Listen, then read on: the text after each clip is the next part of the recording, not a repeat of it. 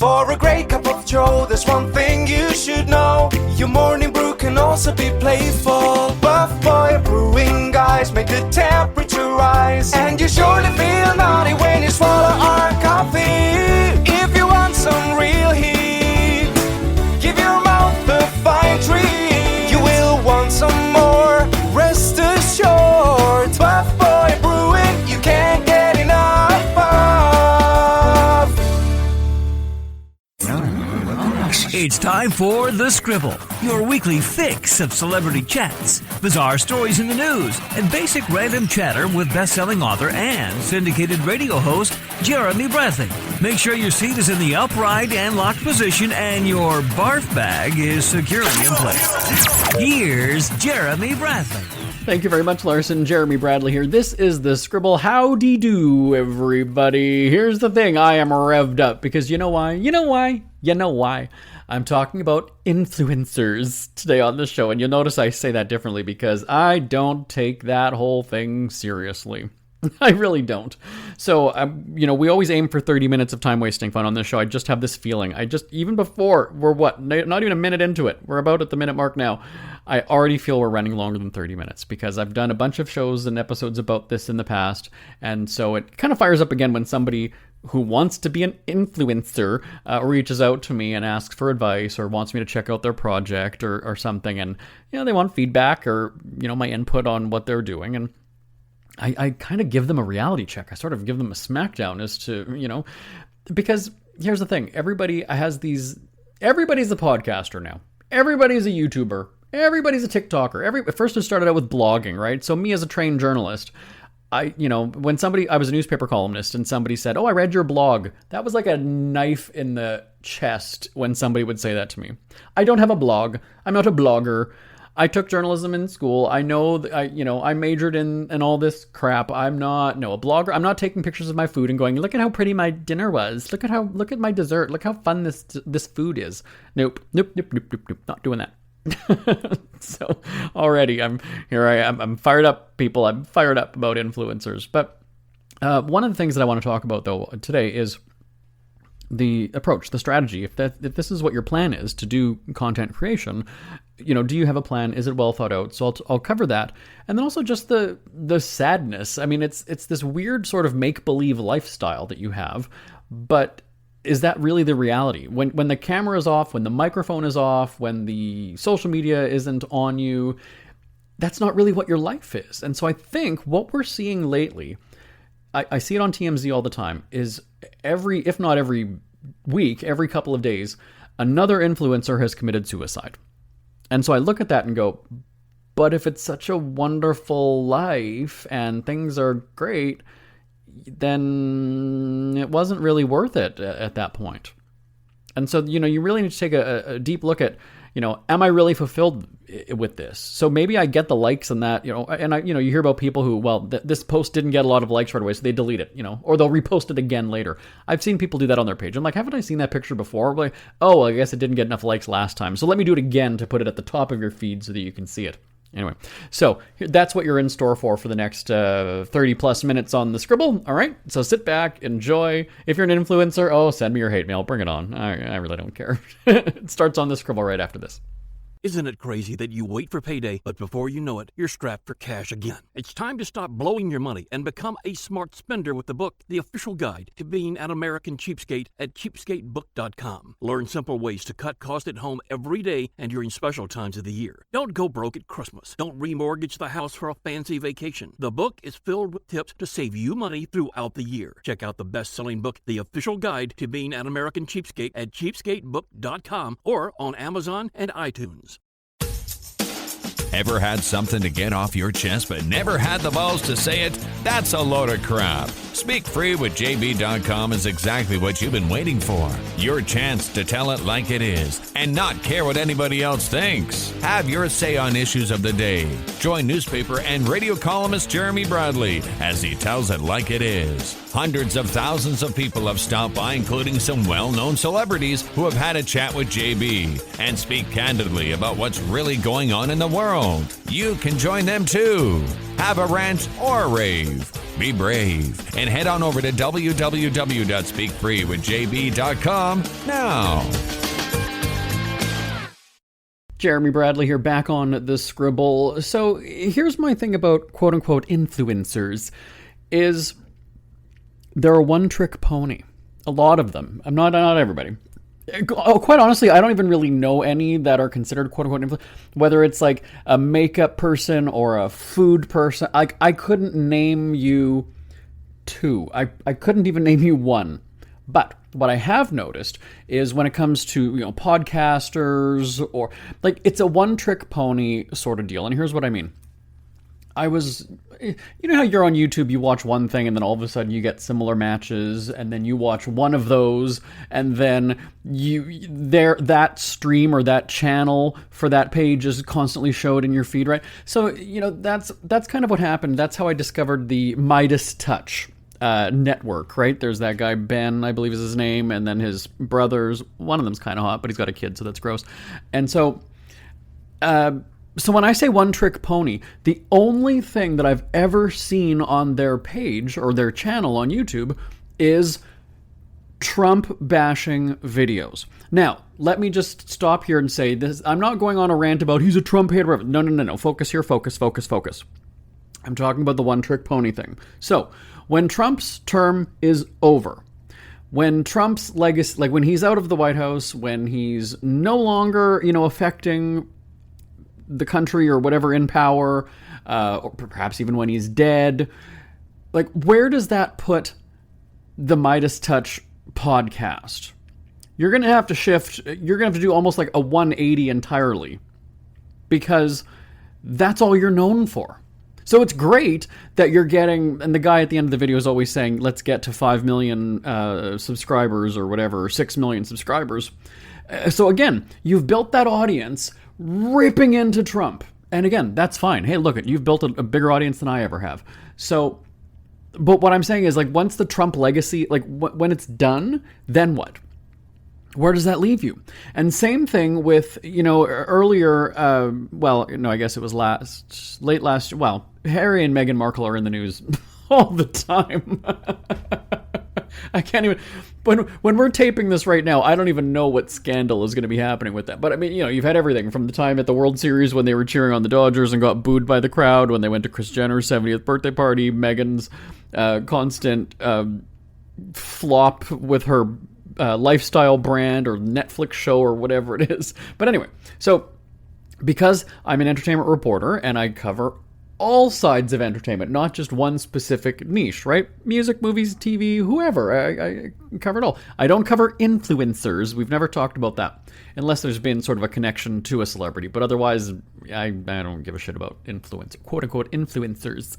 So because I guess I report on Harry and Meghan, or I've searched their name, or I've read news on my computer, now I get matches on YouTube for Harry and Meghan. So there are 2 or 3. I can see the girl. She's got the giant eyes. I don't know her name though.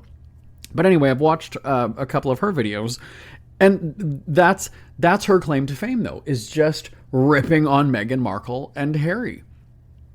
That's it.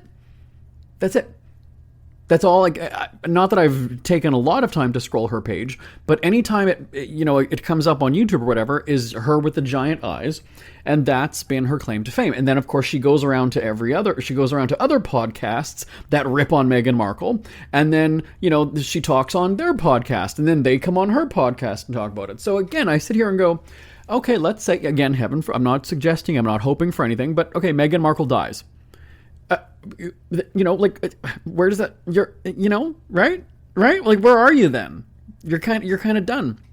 Same thing with the Trump rippers. Like, once he's out of office and he's long gone, he's a forgotten about thing. What's your long-term plan on this? Like, what does your channel go to? And are you going to see the kind of audience numbers that you have all these years that Trump's been in office, right?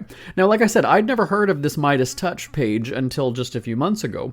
So maybe they were around in the first Trump administration, and then, Trump didn't really go away when Biden was in office. I mean, he didn't have power, but he certainly was making news headlines really every week, if not, every couple days.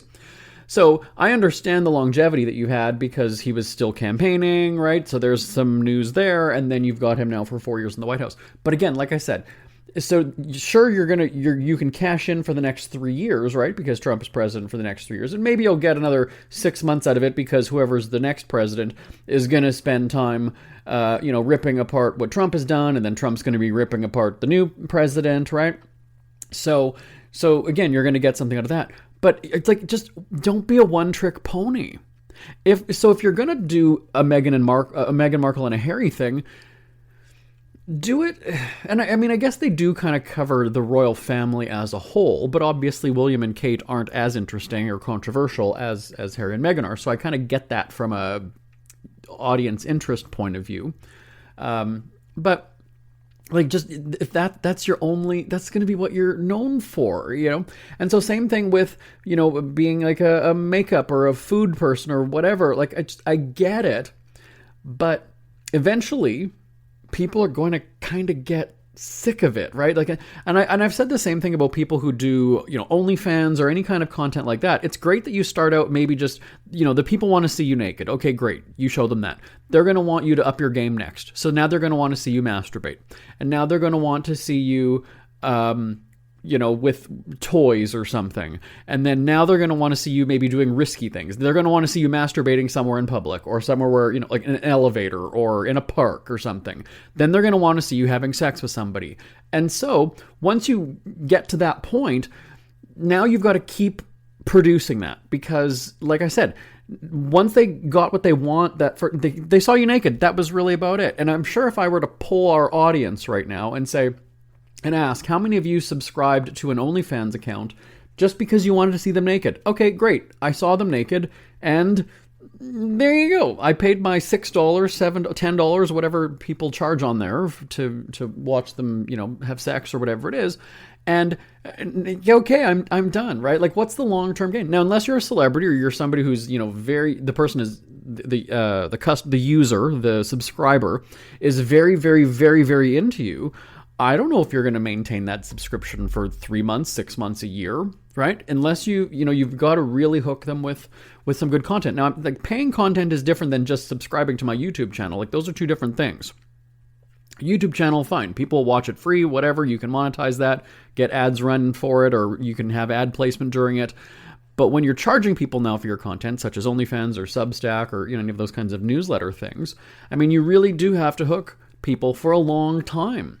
And so that's where I say to quote-unquote influencers, and again, not that I know anybody, but people come to me asking about content, right? Oh, I want to start a podcast. I want to do this. I want to, and that's my thing is you've got to come up with a long-term strategy. So if you tell me that you want to do a podcast, great. Line up the first 6 episodes for me right now. You've obviously thought about it because you kind of know that you want to do one and what you would talk about. Give me the first 6 episodes. If you can't, then you haven't thought it through, or it's just not a strong enough like topic or genre or angle, right? Like it's you're just not quite there. Now, I'm not saying that you'll never get there. What I'm saying is you're just not at that point where you've thought it through enough. We'd produced syndicated radio shows for, was it 10 years before starting this podcast? So we had a whole bank of content. We had celebrity interviews, we had red carpets. We then started to incorporate them into this podcast. So, it was kind of this podcast was an offshoot of the radio shows because the celebrity guests would run long, so we couldn't run the entire thing on the radio. So we put the full thing on the podcast. It was great. One interview, we cashed in on it 2 ways. So, but ours has never really had a theme where it's like, okay, we're going to rip into the royals. Okay, we're just going to Trump bash. Okay, we're just going to complain about the Jeffrey Epstein files. Okay, we're going to complain about this, or this is what it's going to be about. So it's great that you've got that niche audience or that, one target topic, but then what? So that's something that I would say to,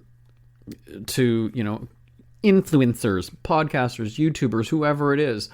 Be an entertainment person in general then. Yeah, you can specify and say, okay, well, I'm going to do a whole thing about figure skaters. Great, there's a lot of them. There's a whole bunch of people, right? Or it's going to be about NHL. Okay, tons of teams. But then what are you going to do in the off season when there's no games, right? Is that when you're going to interview or maybe talk with, like, you've got months to fill there where there's no gameplay. So now what? Right? So those are things that you, like, people go into this not coming up with like a content strategy or a deployment, or not a deployment, but like a distribution or deployment, I guess would be the word. And so if you don't think that through, you can crash and burn. And the other thing that I would say, we got to go for a break. All right. Well, that wasn't what I was going to say. We're going to take a break. We'll be right back on The Scribble. Who are the Kardashians feuding with now? What did that little thug Justin Bieber do this time? Who's getting hitched? And who's headed for Splitsville? Hear the latest celebrity news and gossip every day on Entertainment Wrap-Up. The good, the bad, the ugly, but mostly the ridiculously hilarious. It's all recapped in this daily segment at entertainmentwrapup.com. Have a laugh at the expense of the rich and famous when they take themselves way too seriously. It's 3 minutes of time-wasting fun at entertainmentwrapup.com. Check out Entertainment Wrap-Up at entertainmentwrapup.com. Brought to you by Speak Free Books. JB here on The Scribble. Just speaking about podcasters earlier, I wanted to just keep going on that for a second, because one of the things that I find weird, and I mentioned it about the royals, the Meghan Markle complainers, is that they go on each other's podcasts. One of the things that I used to listen to, Fly on the Wall, that's the David Spade and Dana Carvey podcast, and they've been doing it for years, but I started to listen to it when they first started, and it was interesting at first because you've got these, two friends who are, it's always kind of fun when a new celebrity podcast comes out. But I found all they were doing was talking about Saturday Night Live. That was mostly all they went on about. It's fine to reminisce about that. It's great if that's your connection and that's what, okay, fine. But then it was just talk about it, and then it was previous cast members. And it almost became an SNL podcast. It wasn't even really, it sort of lost me. And then, because a bunch of those people have their own podcasts, now they're having David Spade and Dana Carvey go on to their podcasts. And guess what? They're talking about SNL on that too. So I stopped listening to that. I think I didn't subscribe, but it was one of those where you open your podcast app, and then I was like, okay, well, I'll download the next 4 episodes or whatever. It's been a while since I've listened to it. Okay, here's the next 4. If it was somebody that I was interested in, otherwise I didn't bother. That's why I don't really subscribe. It's like when I think of it, I'll go and I'll download them, because if I'm walking the dogs or something, I'll listen to something. So I stopped listening to it because now I don't need to listen to Conan O'Brien's having Dana Carvey on, because Dana Carvey just had Conan on his show and they talked about that. So there's just kind of this weird circle where they're just interviewing each other on each other's shows. So, I don't like that either. So, one thing that I did when I first started to write books was and this is, again, stupidly I did it. Facebook, I guess, was the big platform at the time. I went on to all of these different author pages or groups, because that was where I thought, all right, well, that's, I'll post about my books that I was writing. Well, here's the thing. Those groups are just all other authors pushing their books. So it's not necessarily that this was a page for readers, right? That's a completely different audience altogether. You've got authors that basically are just pushing their book in every single post. So it's basically just a self-promotion page to other authors. I mean, if I'm there hawking my book and maybe you're going to have some people who are going to be encouraging and like, oh my God, I'll buy your book, you buy mine. Maybe, but we know that that's not why people are there. So you're like, are you really reaching the people that you're intending when you're on an author page? I mean, how many readers, like a book lover might go to an author's page, but if it's just going to be that shameless self-promotion of like, my book, ugh, I don't know.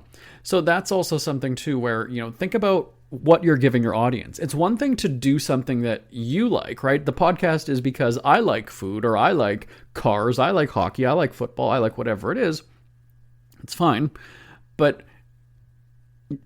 does your audience want that, right? You have to kind of also measure the reaction response from people. So one of my friends who started a podcast, I think it was maybe 2 years ago already, I had a conversation with him, and this is a whole other story, but he regularly has I'm going to call them get-rich-quick schemes, because he just feels that any kind of a project that he'll launch is just instantly, the money's just going to come in. I've known him for about 20 years. I've yet to see it happen one time in all of the times that he's called me with something. But anyway, not that I'm getting sidetracked, but this is a prime example of somebody who just, he totally believes in it. But then I said, do people care? And so one of the projects that he launched was, he's a boomer, so he was going to talk to, when I say talk to, I mean like he was going to be addressing the audience. He was going to be talking to his audience of boomers. That was going to be his target audience. And I said, okay, great. But what's the subject? Because you're in Canada and he has this obsession with Donald Trump. And so I said, okay, so is it going to be a Canadian laying into this American politician? Is it going to be about a Canadian talking about how this American politician is affecting Canadians? Boomer is very general. Boomer in which country? Is it just, is it going to be about health things? Because that could be universal then. It could be about aging. Well, the country doesn't matter. But he's all about Trump, and I've never really understood that, and, whatever. I said, okay, fine.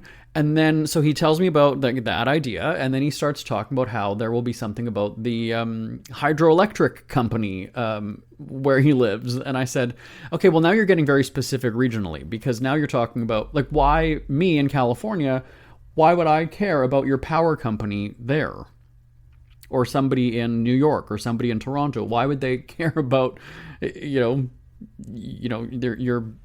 electricity and the company? Like, it does, I don't know. And then he had another idea where it was going to be about, this, and he was going to talk about that. And I said, what genre would this go under, though? Because you would have, so let's list, right? You'd have comedy, politics, sports, entertainment, lifestyle, fashion, food, like parenting. Like, tell me what category this is going in.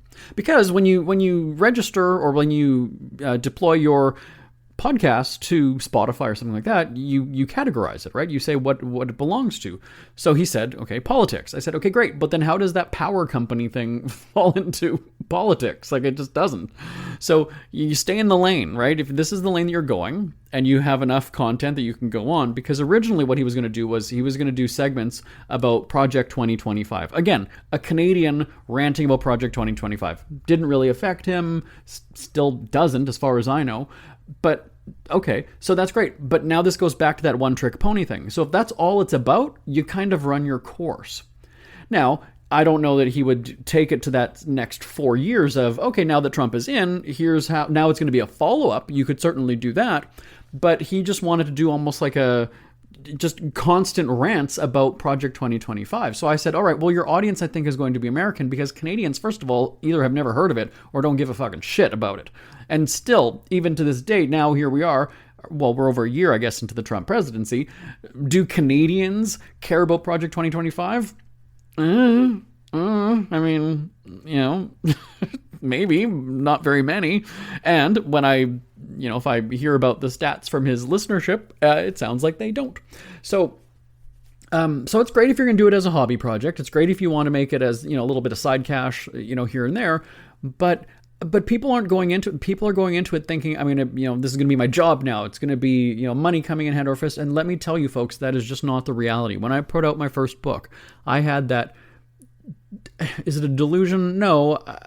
I think it would be a delusion if I've done it 3 times and I still keep hoping that it's going to be a big, blockbuster book signing or something. When I put out my first book, I just thought, oh my God, it's going to sell out. So when the bookstore asked me, I was doing a book signing, how many copies can you bring in? I said, I don't know. What do you guys think? Well, if you've done a lot of promotion of it, whatever. So I got 80 copies of my book. Okay, great. So we had them stacked up on the table, and I was like, I'm going to sign all these. That I had already pre-sold a bunch of copies to people, like friends and family who came to the event. I was doing a speaking thing. I don't even know that we sold one book. We certainly didn't sell 80. Maybe we sold 1 or 2. And that was the most humiliating moment, because you go into it thinking, I'm the shit. I'm the author. I'm in this big bookstore right now. People are going to sit. No, it was humiliating. I could not wait for it to be over, because you have that optimistic view of, oh yeah, 80 should be, oh yeah, and we'll probably get through those.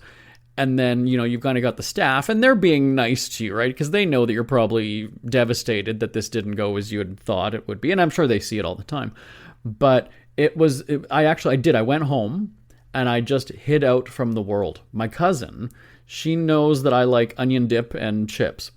And so I wasn't talking to anybody. I wasn't answering them. My phones were off. I was just, my blinds were closed at the house. The curtains were closed. I was not seeing the world. And so eventually, when I turned on my phone, she had texted me and said, check the doorknob, like your back door. And so she had bought me chips and dip and hung it. And there was a plastic bag hanging from my doorknob. But that was the moment that made me go and say, you know what? I'm not as big a deal as I think I am. And I think that people need to do that when you're a quote unquote influencer. That's sort of the big. It's a fantasy world, right? Because it's this, you're showing all of these great things, your great life, right? All these materialistic things. You get free shit just for naming a company. Now, by the way, I own companies, so I know how often our company's on the receiving end of somebody asking for free crap. So, it's one thing to, okay, you're going to get the free crap, wonderful, but does that pay your mortgage? Does that pay the bills? The goal is to make money doing it. So if you're just doing this for free swag, okay, great. But you need to monetize that as well. So it's a paid partnership. So it's one thing to reach out to a coffee company and say, oh, I'll promote your coffee. Well, all right, fine. So maybe you'll help me, the coffee company owner. You might help me drive sales. But for you, the person, you just wanted a free coffee. All right, well, why aren't you then going and saying, but it's going to cost you this much for me to promote it on my podcast or on my TikTok page? That would be the smart way to do it. But again, if you're just wanting free crap, great. I mean, that for me as a business owner, that's actually a great thing. Now, we never do it. Let me be clear. We don't do it with our companies because we said that right away. You give to one, and then it's kind of like, well, now you got to pick and choose, and you're going to have... Our people don't have time to just start vetting all these people and look, whatever. So we just go and say, here's what we, can offer people, but never will we just give somebody something free because they ask. It's never happened. We actually did have... I saw a screenshot of a conversation. Somebody had messaged just out of the blue and said, oh, hey, I had another account, but it got shut down. I remember, you guys sent me something before. Crock of shit. We never have. Crock of shit.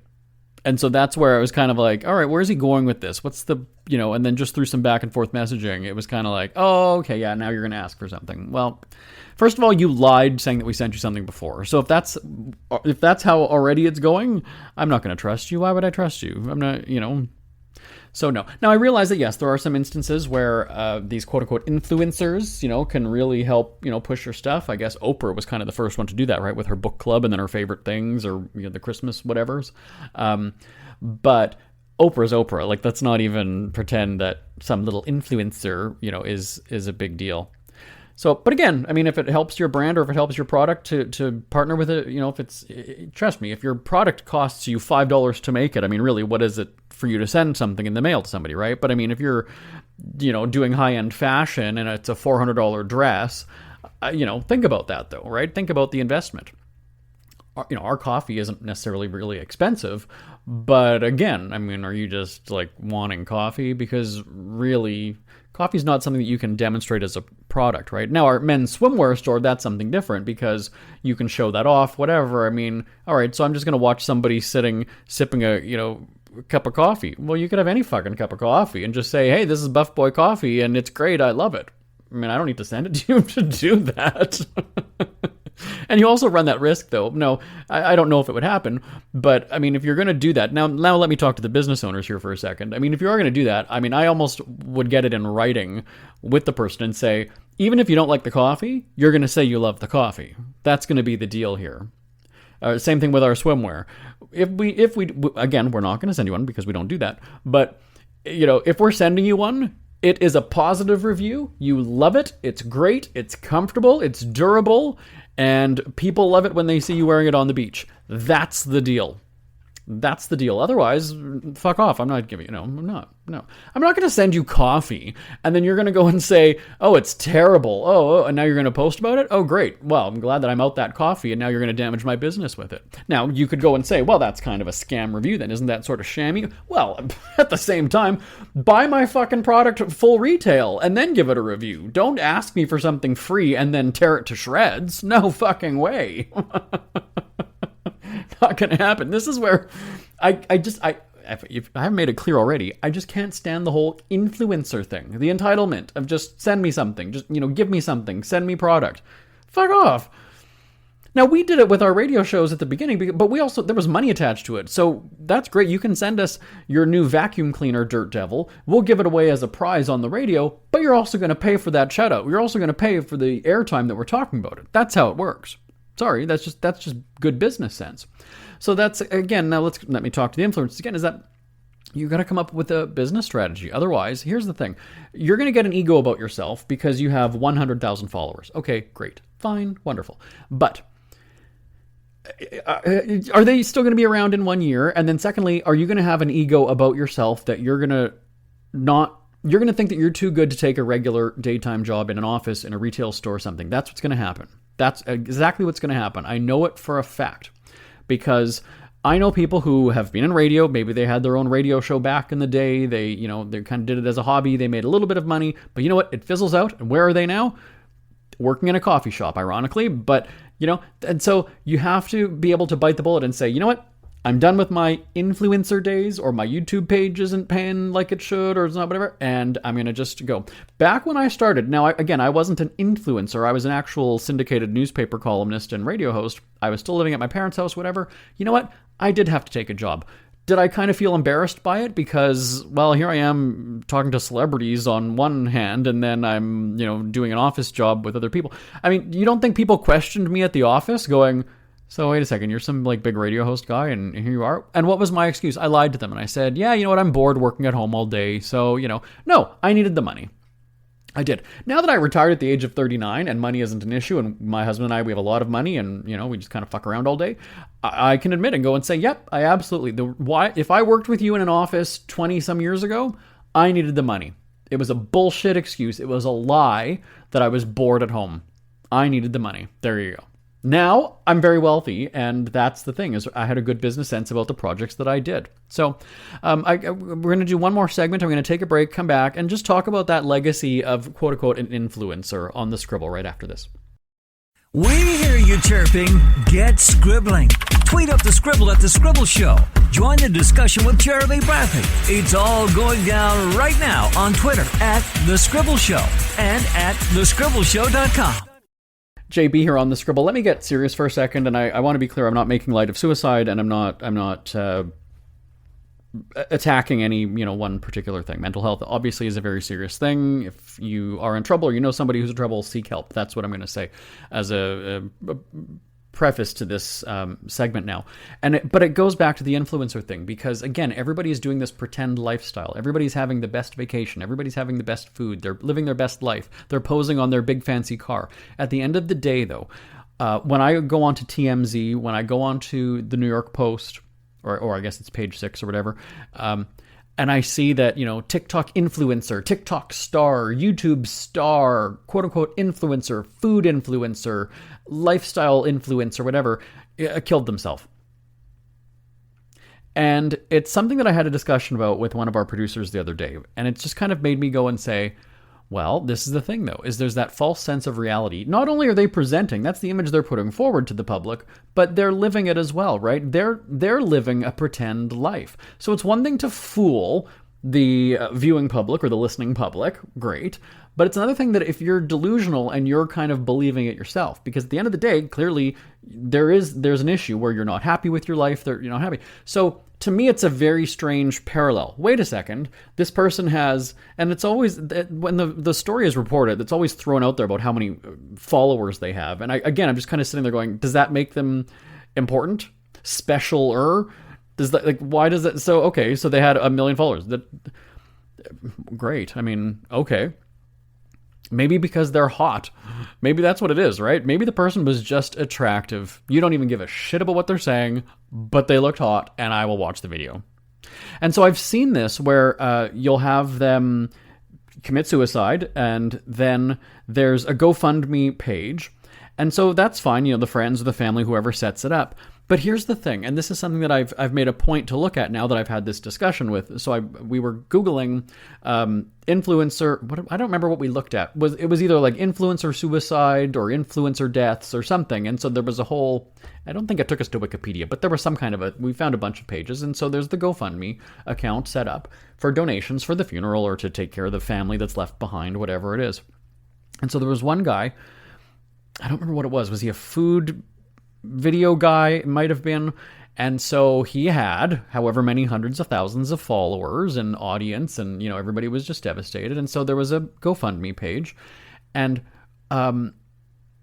there was not even $5,000 raised from it. And so I look at that and go, well, this is the thing, right? Is that in life, maybe people did love him or whatever, but in death, he's either a forgotten about figure. He's just kind of like, all right, well, whatever. And then did people actually, who don't know him, did people actually care that much? And again, like I said, I'm not going and saying, oh, well, his life was worthless. That's not my point at all. What I'm saying though is it's a very empty life to be a quote unquote influencer. I'd be dead, but I'd be devastated if all of a sudden, if I can say that I've got 2 million followers, and then to know that when I died, my family, my husband, whoever it was, went public and said, you guys all loved him, help donate to the funeral, and there was maybe 100 donors that raised maybe $5,000. So again, you look at that and go, an influencer is a dime a dozen nowadays, right? That's kind of really the reality of it all. Maybe they found you entertaining, but they're not invested enough to now go and contribute when you're dead, right? You were just content for them. So, this is where I say to people, there's nothing wrong with just working and having a job and working for somebody else. But, I think maybe the pandemic really jump-started this whole influencer, podcaster, YouTuber craze. But, is it long-term? It's probably not. So for somebody like me who majored in journalism and took broadcasting and was legitimate, in radio, in syndicated radio, and working for, producing for major actual radio companies, that's one thing. And, that's my training, that's my expertise, and I had many years of doing it. So it's fine for me to kind of continue on. But what I found is that it's so saturated with content creators that the reason why I ended my 15-year run as a top 40 music host was that everybody was a podcaster all of a sudden. Everybody was a YouTuber. So there was nothing special about me getting a celebrity guest because, well, you know what? That's just now the thing that they do is they do the podcast circuit. And so now when you have a celebrity who's pushing a book or whatever it is, like I said earlier about the Meghan Markle commentators, it's like they're all just going on each other's podcasts. I don't need to see. It's bad enough when you have the celebrities going onto the late night talk shows, and it's like, oh, wait a second, she was just on The View this morning, and now she's on Colbert, and then tomorrow she's on Fallon. Do I need to see her doing 3 interviews about the same book and just saying the same things? Maybe not. So for me, I didn't even want to compete, because I know now that the audience has a short attention span, or always kind of wants you taking things to the next level. I'm sure anybody who has, I've never been on TikTok, so this is where I'm going to ask you if you've been on, tell me if you follow somebody or you've watched somebody's page or content and you've seen a progression in the way that they've produced and put forward their content. So what I mean by that is think about a group like Backstreet Boys or Spice Girls. Or Justin Bieber even, right? He comes out, he's a teenager, he's the cute kid, whatever. But the thing is that as you get older, you have to age, right? You've got to develop. You have to, develop an edge, I guess, maybe, right? Bieber became this thug out of nowhere. And so that's what I mean. So is there somebody that you follow on social media, podcast, YouTube, whatever it is, that they're not exactly what they were when you first started to follow them, good or bad, right? Because again, you have to grow, you have to evolve, you have to kind of change up to keep people interested. You got to change up your offerings. But is there somebody that you did, and was it for the better? Was it for the worse? The changes that they made, or so think back to that first time you saw them, that first time you discovered them. Have they upped their game? Have they impressed you and go like, oh my God, yeah, I've been following him for 3 years and he's getting better now with time? Or do you kind of find some people are running out of steam and they're just fizzling out? Speaking of the late night talk shows, that's what I thought of David Letterman before he ended up leaving the Late Show on CBS. was that I wrote a newspaper column about it. I said he's just kind of phoning it in now. He's going through the motions. Back in the day, he used to have, stupid pet tricks. It was a physical comedy. He was leaving the building. He was running around. He was, doing pranks or whatever it was. And then the last several years of it, it's just like, it's not the same Dave. It's just not. It's not an age thing. It's just that it just seemed like he wasn't into it anymore. And that's okay because that happens, right? But somebody like him, he can retire because he's got millions. But for a TikTok person or YouTube or whoever it is, I mean, unless you banked hundreds of thousands or millions during that time, you're going back to work. You're going back to work. That's the reality of it. So, do I leave you on that note? I do leave you on that note. We're out of time. All right. But anyway, send me an email. Live, L-I-V-E, at jbonair.com. Live at jbonair.com. Tell me your thoughts about the whole influencer lifestyle. Are you one? Was it what you thought? Did you crash and burn? Are you still doing it after 5 years? I want to hear from you. Live at jbonair.com. My name is Jeremy Bradley. This is The Scribble. I will talk to you next time. Bye-bye, everybody. Want more Scribble? Check out thescribbleshow.com for past shows, celebrity interviews, cheapskate tips, and more. That's at thescribbleshow.com and on Twitter at The Scribble Show. The Scribble is a speak-free media presentation. If you want some real